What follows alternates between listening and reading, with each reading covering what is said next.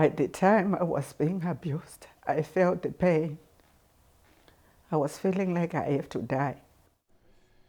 After a nearly decade of hiding painful secrets, a mother of four comes out of the shadows to share a stunning story of modern-day slavery at the hands of a once prominent ambassador, as new data reveals the troubling reason why other survivors, just like her, are struggling to seek justice. And today is Human Trafficking Awareness Day, and across the tri-state, we have gotten data that exposes evidence of a broken system and an increasingly desperate fight made even worse during the pandemic. But are prosecutors turning a blind eye to the problem? Our senior investigative reporter, Tara Rosenblum, brings us slavery in suburbia. I was in each one of these rooms. Over the past several years, we've taken you on a dark tour of a hidden world. They're doing our gardening and landscaping. Some of our guides carrying secrets so shrouded in shame. Abuse, it gets into your heart. They would only share their voice. It was painful days. This mother of four says she was lured from her native Africa to New York after a prominent ambassador offered her a high-paying job at his mansion in Westchester. But she was soon forced into a life of modern-day slavery. I work 7 days a week. In most cases, victims like her keep their labor trafficking and even their names a secret. Good to see you. But Hilda Chabuka is no longer hiding. What made you decide to show your face this time, Hilda? Courage. Now a free woman working as a chef in the Bronx, she says she's done a lot of healing since we last met 5 years ago and even received back pay from her traffickers through a Labor Department complaint. It was a relief, but inside me, I can feel the pain. You're working around the clock. When I was there, I didn't have any shampoo, I didn't have any soap.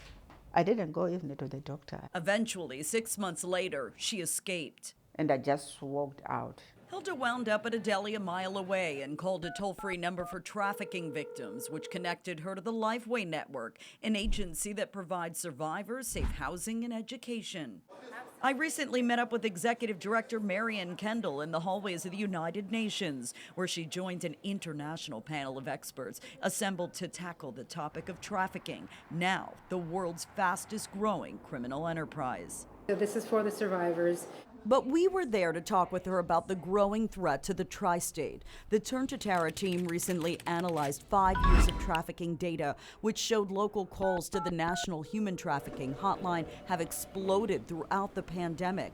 New Jersey went from 491 to 621 calls for help in 2020, with another 567 calls last year, while New York calls climbed from 1,256 to 1,764, a nearly 40% spike. Connecticut had 211 calls in 2020, up from 167 the year before. But there's more. Despite the dramatic increase in pleas for help, we also obtained federal data that shows fewer cases are making their way through the legal system as victims like Hilda fight for justice. In New York, there were only 22 traffickers convicted for their crimes last year, with less than a third of them forced to pay their victims restitution. But we discovered something even more surprising next door in New Jersey and Connecticut, where there were 0 cases involving trafficking last year. You heard right, not a single conviction for 12 months in 2 states that house nearly 13 million people. I'm stunned. It should be a lot higher than that. And I think COVID did have an impact in how cases are being prosecuted or looked at. The FBI previously explained why outcomes like Hilda's case are extremely rare. And domestic servitude matters are commonly associated with immigrants seeking U.S. citizenship. So with that hanging over their heads, those that facilitate labor trafficking cases will commonly threaten, deportation. Which is what happened to Hilda, yet she refused to be silenced. Because if you don't get help, you'll die. Tara Rosenblum, News 12. And you can watch more of the data we found in a special 30-minute airing later this month. And if you have a story to share, you can head to the features section on news12.com and click on the Turn to Tara tab.